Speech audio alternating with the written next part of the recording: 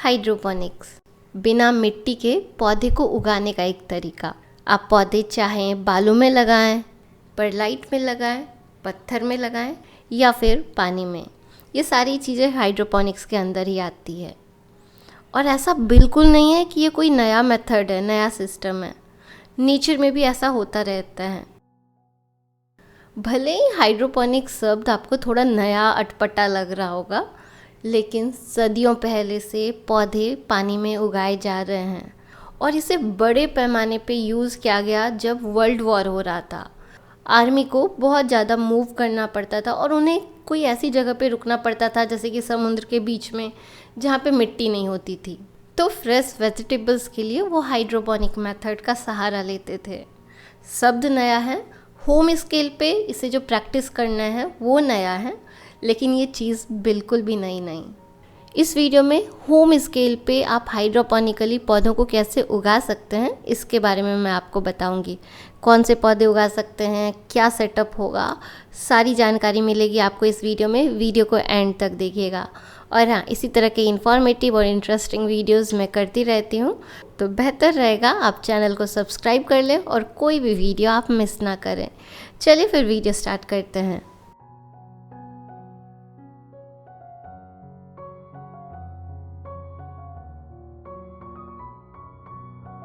एक basic hydroponic setup में आप छोटे छोटे पौधे जैसे कि धनिया, मेथी, चना, पालक, पुदीना, ये सब बड़े ही आसानी से उगा सकते हैं। इवन इस लिस्ट में आप लेट्यूस और सरसों को भी ऐड कर सकते। और आपको पता है, बेसिक हाइड्रोपोनिक सेटअप को यूज़ करके आप लहसुन की पत्तियाँ और प्याज के पत्ते भी उगा सकते हैं। हाँ, लेकिन लहसुन और प्याज उगाने के लिए आपको इस बेसिक सेटअप में थोड़ा अल्टरेशन करना होगा, जो कि मैं आपको आने वाले वीडियोस में बताऊंगी। इस वीडियो में हम एक बेसिक हाइड्रोपोनिक सेटअप के बारे में ही बात कर रहे हैं। एक बेसिक हाइड्रोपोनिक सेटअप बनाने के लिए आपको दो तरह के बर्तन चाहिए। एक तो जिसमें पानी रहेगा और दूसरा जिसमें बीज रहेगा। नीचे वाला बर्तन जिसमें पानी रहेगा वो बस आपको पानी का लेवल समझाने के लिए मैंने शीशे का लिया है। जब आप असल में पौधा उगाएंगे ना, तो नीचे वाला बर्तन आप शीशे का बिल्कुल मत लीजिएगा। चलिए मैं आपको डेमो भी दिखा दूं कि शीशे का क्यों नहीं लेना है।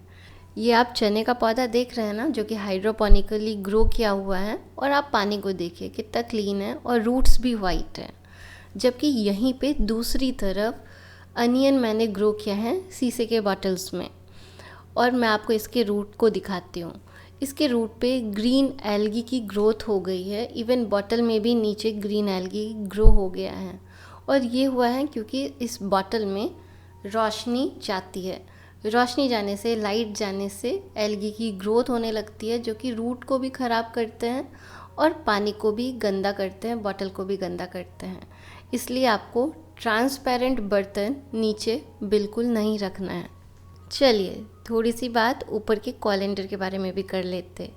ये आपको आपके बीज के अकॉर्डिंग लेना है। जैसे कि चना का बीज बड़ा होता है तो बड़े होल्स वाला कोलेंडर आप ले सकते हैं। वहीं धनिया या मेथी की बात करें तो आपको छोटे होल्स वाले कोलेंडर लेने पड़ेंगे, जिससे आप DIY भी कर सकते, जैसे कि मैंने अपने मेथी प्लांट के हाइड्रोपोनिक सेटअप के लिए किया है। अब बात कर लेते हैं पानी कितना होना चाहिए, पानी का लेवल क्या होना चाहिए। इसमें 3 चीज़ें जो आपको ध्यान रखनी है। सबसे पहले तो अगर आपका बीज पहले से ही भिगोया हुआ है तो पानी बस इतना होना चाहिए कि वो बस बीज को टच करे नीचे से, और ऊपर से आपको कोई गीला कपड़ा या गीला टिश्यू पेपर ढक देना है, जिससे कि बीज अच्छे से जर्मिनेट हो सके। दूसरा कंडीशन है, जब आपने बीज को पहले से नहीं फुलाया है, जैसा कि मैंने मेथी में किया है। इसमें पानी का लेवल इतना होना चाहिए कि बीज आपका कम से कम आधा पानी में डूब जाए।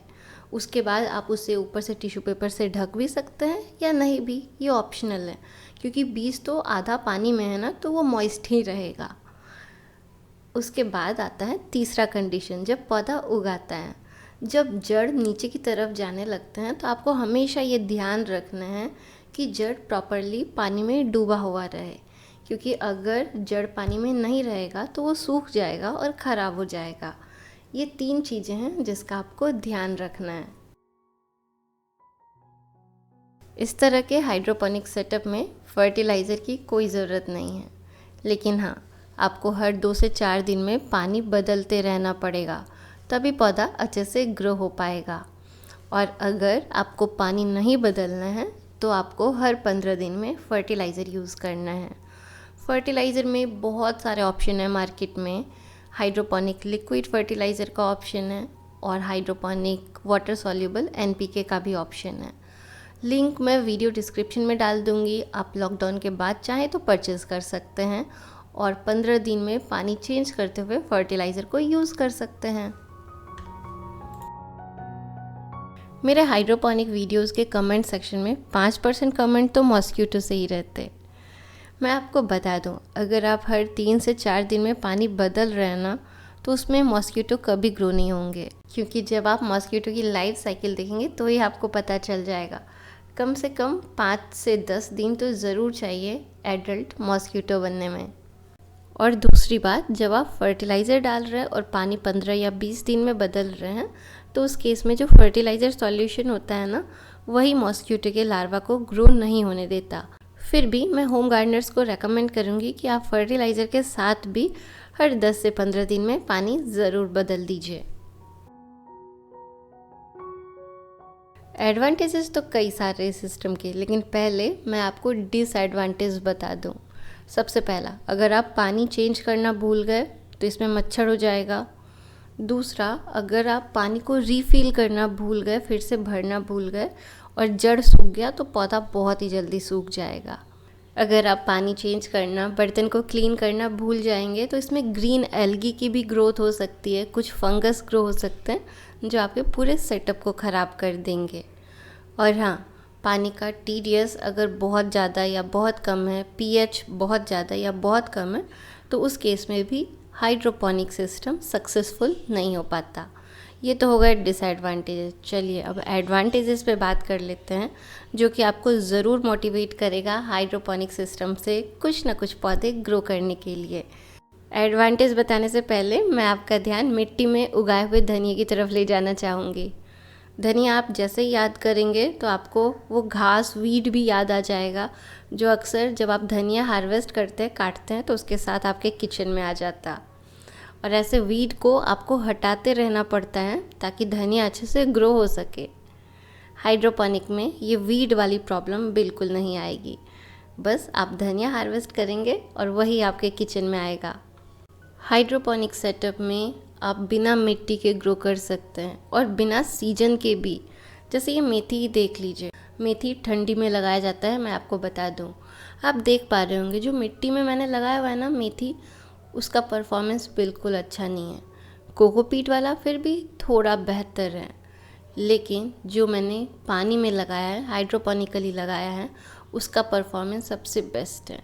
इवन मिट्टी में आपको बहुत सारे विल्टेड प्लांट भी दिख जाएंगे, मुरझाए हुए पौधे जो गर्मी के कारण मुरझा गए हैं, जबकि पानी में लगाने से गर्मी के कारण जो पौधा मुरझाता है वो बिल्कुल नहीं होगा। और दूसरी बात, मिट्टी में लगाए हुए सीडलिंग्स फंगस के कारण भी बहुत जल्दी ख़राब होते हैं, जो प्रॉब्लम आपको पानी में हाइड्रोपोनिक कल्टीवेशन में नहीं मिलेगा। हाइड्रोपोनिक सेटअप में प्रोडक्टिविटी भी अच्छी होती है, मतलब कम जगह में आपको बहुत ज़्यादा हार्वेस्ट मिलेगा। जैसे कि आप यहाँ पे भी देख पा रहे होंगे, रूट ग्रोथ अच्छी होती है, तो ऑब्वियस ही बात है ऊपर का पौधा भी काफ़ी अच्छे से ग्रो होता है। छोटे पौधों और छोटे स्पेस के लिए तो ये वाला हाइड्रोपोनिक सेटअप परफेक्ट है। लेकिन जब आप बात करते हैं कि टमाटर को कैसे हाइड्रोपोनिकली ग्रो करना है, बेसिल को कैसे ग्रो करना है, तब आपको इस सेटअप में कुछ अल्ट्रेशन करना होगा। बेसिल के लिए मैंने एक बेसिक सा होम स्केल सेटअप डेवलप किया है, जिसे आप अभी स्क्रीन पे देख पा रहे होंगे, और मैं इस पे डिटेल वीडियो जल्दी ही अपलोड करूँगी अपने चैनल पे। कोई भी वीडियो मेरे चैनल का मिस ना होना, इसके लिए आप सब्सक्राइब ज़रूर कर लीजिएगा मेरे चैनल को अगर नहीं किया है तो, और सब्सक्राइब के बगल में जो बेल बटन है वो दबा करके ऑल नोटिफिकेशन में क्लिक कर दीजिएगा, जिससे कि जैसे ही मैं वीडियो डालूँ आपके पास नोटिफिकेशन पहुँच जाए। अंत में मैं आपसे एक रिक्वेस्ट भी करना चाहूँगी कि इस बेसिक सेटअप के लिए आप मार्केट से कोई नई प्लास्टिक की चीज़ बिल्कुल मत खरीदिए। घर में ही जो चीज़ है उससे ही रीयूज़ करिए। आप स्टील की पुरानी कटोरी यूज़ कर सकते हैं, स्टील के कॉलेंडर या फिर छन्नी भी यूज़ कर सकते हैं। हाइड्रोपोनिक्स से रिलेटेड और भी कोई क्वेरी हो तो मुझे कमेंट सेक्शन में ज़रूर लिखिएगा। फिर मिलूँगी आपसे अपने अगले वीडियो में कुछ नई जानकारी के साथ। Bye friends, take care, happy gardening, green earth, healthy earth, happy earth. प्रकृति's गार्डन साइनिंग ऑफ।